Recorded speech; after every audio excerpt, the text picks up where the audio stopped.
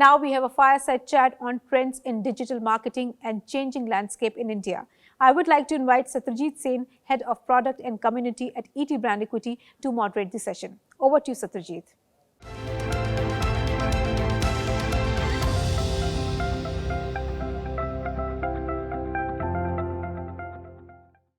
Hi everyone, welcome to the next session of the day, which is a fireside chat on decoding the trends in digital marketing and the changing media landscape in India. The role of digital in our lives has further accelerated in the last 2 years with the increased stay-at-home phenomenon. Digital touchpoints have changed the way we consume news, play games, or interact with friends or research products and services. According to a recent Kantar study, over 50% of Indian internet users are now researching online before making a product purchase. Interestingly, Amazon.in has emerged as the key touchpoint for product research, with nearly 73% of all online researchers accessing it before a big purchase decision. Brands have increased focus on digital channels to start building their always on presence. Marketers are strategizing to adapt to evolving digital led habits of these consumers. Holistic measurement of the short to mid-term impact of media spends has also emerged as a key requirement for brands to balance their branding and performance marketing efforts. In this session today, we will take a deeper look into trends around the emerging consumer behavior and how digital marketing can actually help businesses respond. It's my great honor to welcome our guest today, Mr. Vijay Iyer, Director of Ad Sales at Amazon Ads India, who would help us understand the evolving consumer behavior and digital marketing trends from an Amazon point of view. So, welcome, Vijay, and thank you so much for taking out time and helping us and our audiences understand the digital marketing landscape better from the Amazon lens. Thanks, So, Satyajit. Lovely to be here. thanks. So, let's start with understanding, the consumer trends that had really, sustained post the disruption that we have really seen now across our lives. That's really called the pandemic, right? So that this has really come on to us and, has changed the way we interact with brands, the brands that we interact with day in and day out. So, from an Amazon point of view, where do you see consumer behavior really evolving as per the pandemic is concerned? Sure. First and foremost, since we're going to be using the word pandemic quite a lot, I just want to wish everyone out there safe and good health. It's been a terrible 2 years. I think there is no two ways about it, and I'm happy with the fact that despite all the hardship, darkness around us, we are still finding time and space in our minds and hearts to discuss things like what we are discussing today. It's not been an easy 2 years for anybody from a family point of view or from a work point of view. I just want to put it out there. I think there have been a lot of interesting things that have come up, and in the last couple of years, and specific to e-commerce. Typically, e-commerce has been dominated by people like us, right? Who are buying online for convenience, for selection, and many of us would have even known that, hey, I could have an account on Amazon.com even before Amazon launched in India. I think what has happened is there are three customer segments that have probably emerged, if we were to classify them that way. One is people who are already buying online; they just started buying more, right? And I'll come to them. There are some interesting trends there. And then people who knew that one could buy online but didn't want to. Our parents, for example, right? My in-laws had never bought anything online. I mean, their son-in-law works for Amazon. They've not bought anything ever online. But then the pandemic forced them to rethink, and they're also cut off from their families, right? And so they push themselves to adopt online and to order that. And then there is a third segment of people who did not have access to internet earlier, but now with the internet revolution, they have access. And maybe they were only watching videos, and now they said, hey, maybe I can order something online, which is the tier 2, tier 3 cities. These are the three big, I would say, customer sections that have emerged. And each of them have exhibited different kinds of behavior. Now we can talk a lot about, oh, everybody went out and bought a lot and all of that, which is fine. But what are the things that have changed? For the first segment, people like us who are online anyway, we were buying online anyway. We are the power users, so to speak, right? Some interesting things happened. People like us bought a lot of salt. Can you guess why? Because everybody took to baking. So interesting product trends started emerging. People invested more in grooming, for example, self-grooming. And even though they were at home, men bought a lot of grooming products. Women bought a lot of beauty products because, well, they want to try, they want to experiment new things. So the segment that was already buying online went deeper and started exploring new things. The people who were not, buying online earlier started possibly with grocery, and slowly they evolved. So my in-laws, they are vegetarians, but they recommended. They said, "Hey, there's something called an egg boiler. Do you know?" Because I give my kids eggs, right? And they'll never buy one, right? There are no eggs allowed in their house, but they were happy to recommend that to me. And what that says is this customer who's just got onto Amazon or any of the other e-commerce portals and started buying is now also spending time researching, checking out what else is available, right? What else can I buy? Oh, this looks interesting. Let me go check it out. Let me read a little bit more about the description. And that's where I think what you mentioned, right? What we are calling research is fueled by curiosity. It's fueled by the basic human desire to learn and explore more, right? And a lot of these people who are probably not frequent or not very loyal to e-commerce, they are driving that. And then the third segment, which is tier 2, tier 3 cities, who took their first steps, and the first ever transaction they did online was to buy something because they needed it, not because they just want, they just want to try it out, but because they needed it. So yeah, it's interesting times. Great anecdotes actually, because the three words that you described, and I personally was, I mean, I can see myself fitting in that segment because some categories that you mentioned about grooming, about salt, about the insights that the grooming thing was obviously also led by the fact that the salons were closed, especially for men, and maybe self grooming was the way forward. So talking about these categories, right, and I'll come to the advertising bit later. I mean, in a bit. But understanding these consumer categories, right? What are the kind of categories that really saw, since we are talking about pandemic, a real change in consumer behavior when it comes to online buying. So, for example, you mentioned about the interest towards grooming products, the interest towards salts, because obviously everybody was baking in house. So any insight on that? Like what are the kind of interesting insights that some of the categories saw on Amazon? Sure. So a lot of interesting trends. So kitchen, for example, was one category. It's kind of correlated to salt, but not related to violence. But people bought a lot of knives. I myself bought 2-3 different. I discovered what's a Santoku knife and bought one. So the kitchen as a category has always been large, but it's kind of really grown during this time because people have tried, and that's where the selection is also massive. So people go in, keep checking. You buy a mixer, and then you want to buy a blender, and then you buy all the connected items. So that was one. I think that's one category that's really grown. And then there is, of course, grooming, which in any case was seeing a very strong uptake, and that has grown as well.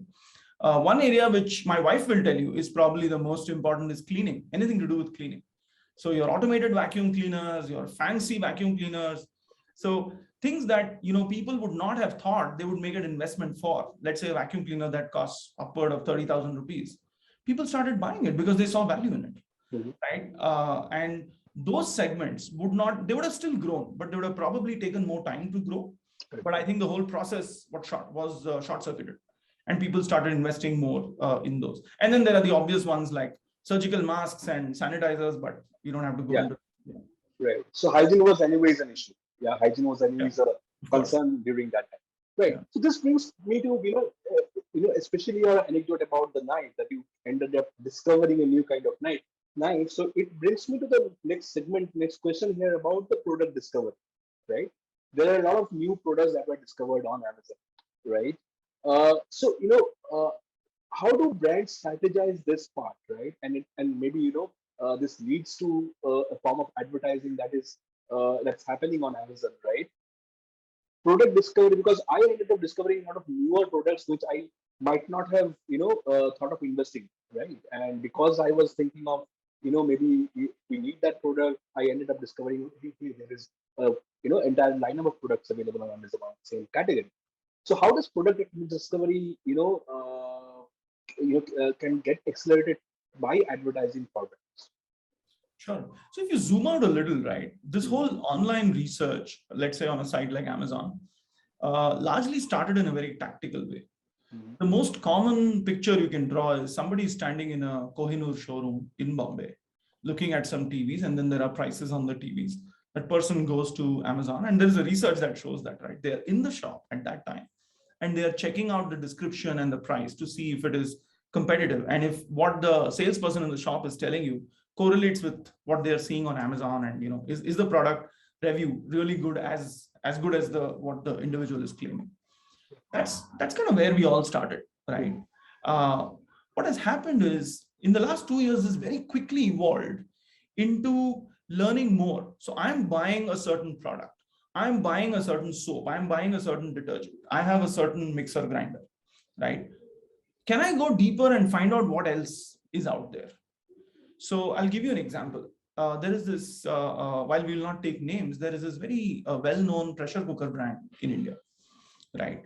Now, for as long as we've been in existence, people look for pressure cookers, probably look for stainless steel pressure cookers or pressure cookers that work on induction. Interestingly, now people are looking for pressure cookers by size and very specific sizes, right? And what happens is our ability to give the brand this insight could determine sometimes a product that they don't sell online. It's probably only sold offline. They'll now bring it online and they'll sell it. And that's what this pressure cooker company did. I think it was a 3.5 or a 4-liter pressure cooker, which they had as a product line, but they were not selling it online. They were selling the larger units. But if you go back to what I said earlier, it's a tier 2, tier 3 who's buying now. And slowly they're discovering that there's probably a smaller cooker that they can buy, and they're looking for it. Now we are able to take this insight and give it to the brand, and the brand is now able to populate this product. So it comes up in the search.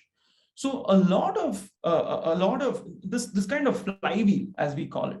So the customer is now changing how they are looking for things. They're looking for for the same product that was being bought earlier, something like a pressure cooker. The searches are becoming more sophisticated.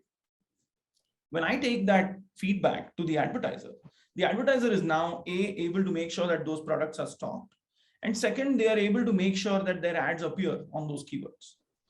But these conversations tend to become very interesting.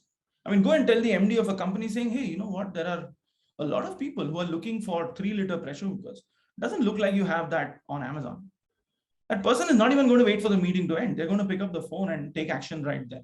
And it's great to be able to influence that. Second is a complete new categories.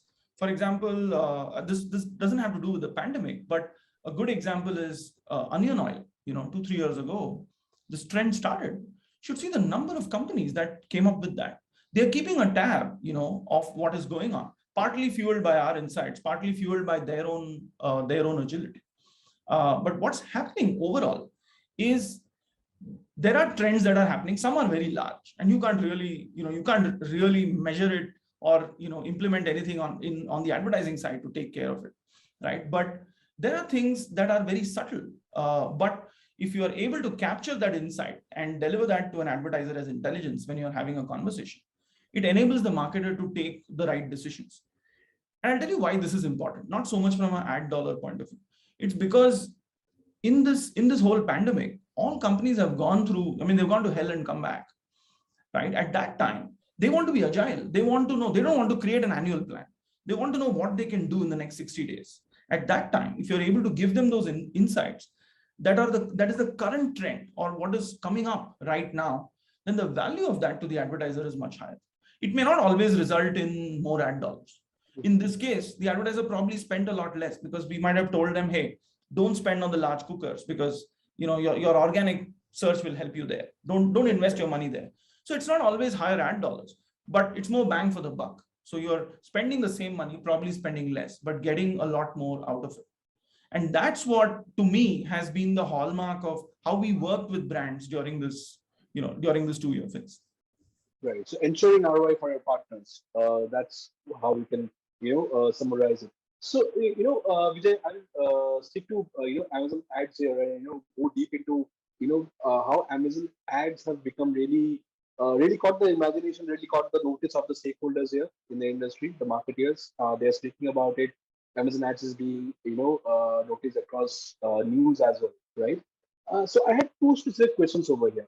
So as the marketer fraternity, and you are talking to a lot of marketers, a lot of CMOs, and asking for their ad dollars. What are the kind of questions that you face from marketers when it particularly pertaining to Amazon ads? That's one.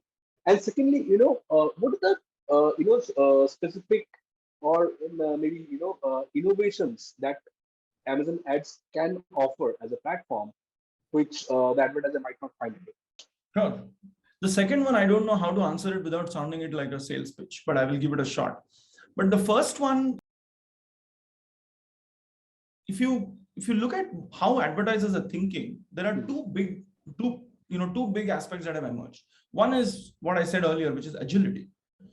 They obviously, everybody plans long term, but they are willing. The reason the CMO or the MD is in the room is because that person wants to take a decision. They want to help them take a decision, and they're happy to take that decision at that point. So one of the things that I think we do well is we are able to give the right kind of insights, the right kind of intelligence about not just about how they are doing as a brand, but about how specific SKUs are doing or how specific new subcategories are emerging, and that becomes a very important feedback to the advertiser. But there is a more tougher charter that is emerging. And it's probably an unpopular opinion, but what is happening is the brand and the sales objectives, even for evolved categories like FMCG, right? They seem to be converging at some level. Now, whether it has got to do with the pandemic or it's just that that's how media buying is evolving, only time will tell. But interestingly, what happens is there is a performance metric, which now Amazon has defined as sales or return on ad spend, as we call it. And then there is the brand metric, which is your reach, awareness, and all of that. But what is happening is you've got the performance metric or the sales metric. But even when someone is looking at a brand metric, they want to immediately measure how that has done by also figuring out whether they got sales at the end of it, whether they got enough considerations at the end of it. Now, the tolerance to sales on this side may be a little higher. It's not that, for every dollar spent, they want $100 of sales. But what is happening is the measurement is going full funnel, irrespective of how the campaign motive was initially structured. And that's a very interesting challenge for us. And if you look at the products that we are evolving now and the way we are building them, something like Fire TV, right? So there is an ad on Fire TV. It has nothing to do with it has nothing to do with e-commerce specifically. But 9 out of 10 times, I have an auto advertiser telling me, hey, can you enable booking here? Person is logged into Amazon. Can you just enable booking here? Or can you enable a test drive here? Or, someone is telling me, hey, obviously the television is now internet enabled. Can you take that person to my product detail page? Right? Now, these questions for similar kind of products, we did not face as much a year ago. But now the brand manager is telling me that, hey, I have a KPI to also drive considerations and probably also drive some sales, right? And that is a very interesting trend. And I think we are set up very well, but it also worries us because what we are trying to do is we are trying to tell the advertiser, hey, here is a platform called Fire TV, or here is a platform called Mini TV, which is all about upper funnel. And they're saying, wow, fantastic. You're going to give me reach, awesome. You're going to give me engagement, great. How much sales am I going to get? And then it becomes, the conversation goes back into what we are known for, which is e-commerce led advertising. That is an interesting trend, that's coming up right now. But what we are trying to do is whatever the product is, however, we are taking it to market, we are trying to give the advertiser the full picture, right? Early, back in 2016, if you look at our, sales presentations, they all spoke about, here is a full funnel report. So we always had the full funnel report, which started with, how many customers we reached and how many of them clicked, came to the detail page, considerations, intent, and sales. The problem was nobody looked at the top. Everybody only looked at the bottom. So now we are creating products which forces people to also look at the top of the funnel and not just focus on the bottom. Right. So, interestingly, you mentioned about, Fire TV, the entire Amazon ecosystem, as they say, right? The Fire TV, the Alexa devices, right? So I have a Amazon ecosystem at home, right? So as a consumer, right? That's the business part is obviously there, but as a consumer, how do you? So, for example, I'm on Fire TV and so I watch an ad. How do I end up ordering this on Amazon, right? Is there a seamless way that might help me as a consumer and obviously, help the brand partner of this? So is your question around how do you buy Fire TV or how do you buy Fire TV? How do so it's more about how do you, how do you bring those, all these platforms together and create an ecosystem for me as a consumer? Sure. So I can possibly answer it from an advertiser's point of view, right? Yeah. So today it doesn't matter whether you are selling on Amazon, you're a category that can sell online. Forget about Amazon. You're a category that can sell online, or you're a category that cannot. It doesn't really matter. We are now operating at a scale where we are relevant to you because we've got so many people coming, right? And we are able to give you insights about, hey, here is a cross section that you will probably find interesting. Right now, it could be on Amazon, which is the Amazon as we know it, which is the shopping app. It could be a partner of Amazon, for lack of a better word, something like Fire TV. It could be an ecosystem within Amazon, or sorry, not an ecosystem, but an offering within Amazon, like Mini TV, which has nothing to do with shopping. It's free video.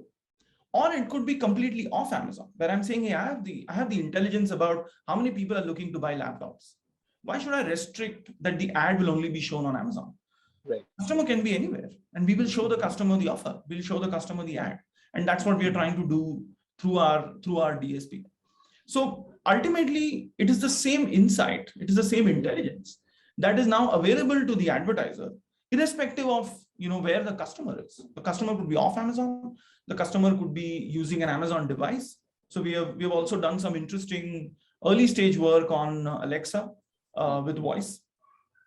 It's hard in India there are, while we have a lot of devices to get people to engage, we're still learning how to do a better job of that, but we've done some very interesting campaigns there. Fire TV has done really, really well for us with a wide range, and Mini TV has just started out, and we are running ads on video content that we've got, some of which we are producing, some of which we are sourcing.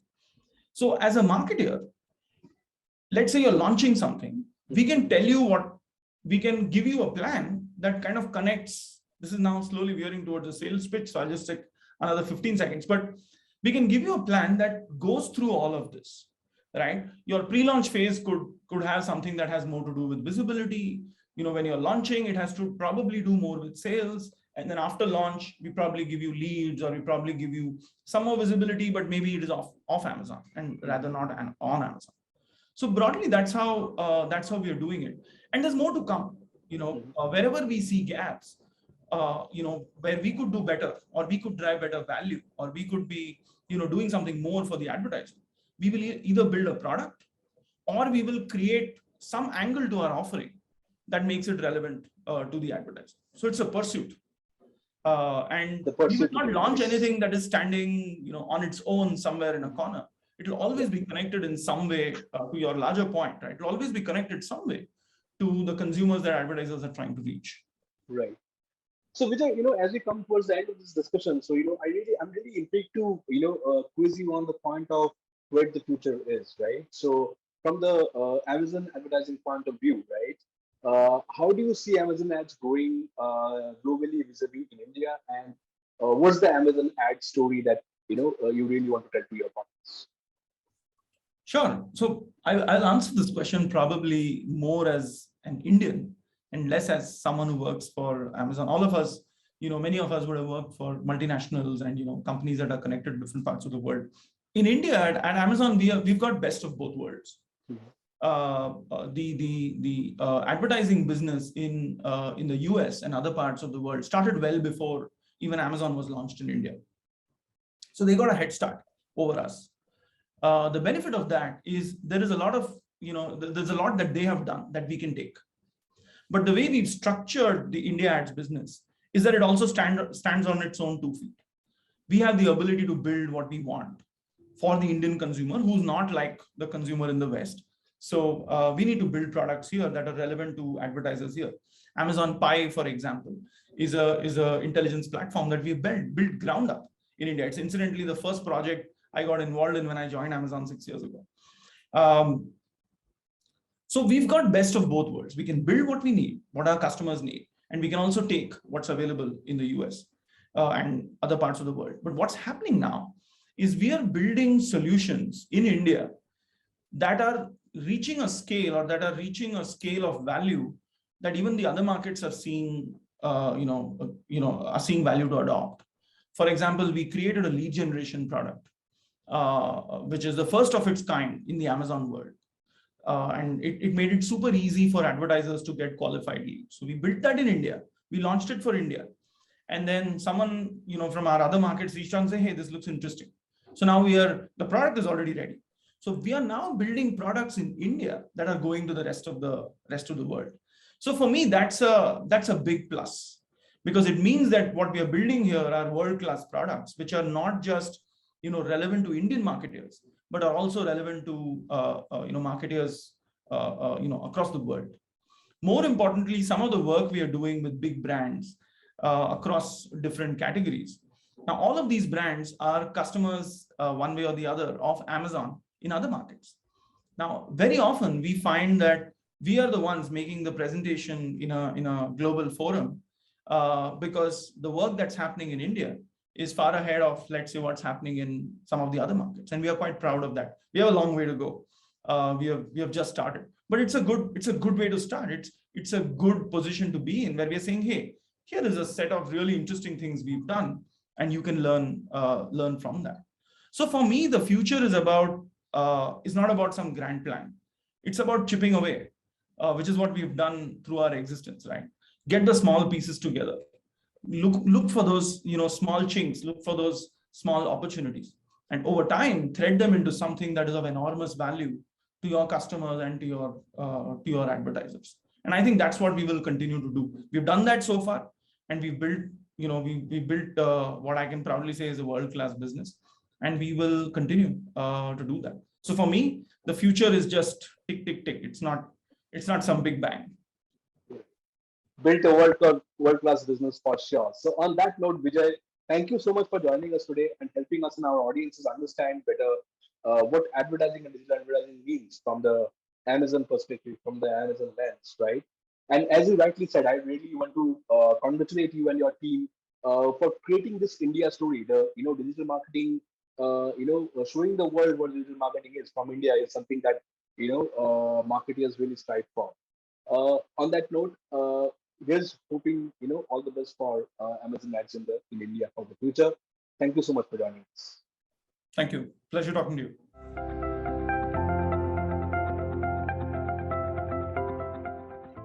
Thank you, Mr. Iyer and Satyajit, for bringing out the best from the chat session. Now we'll move further. Stay tuned, everyone.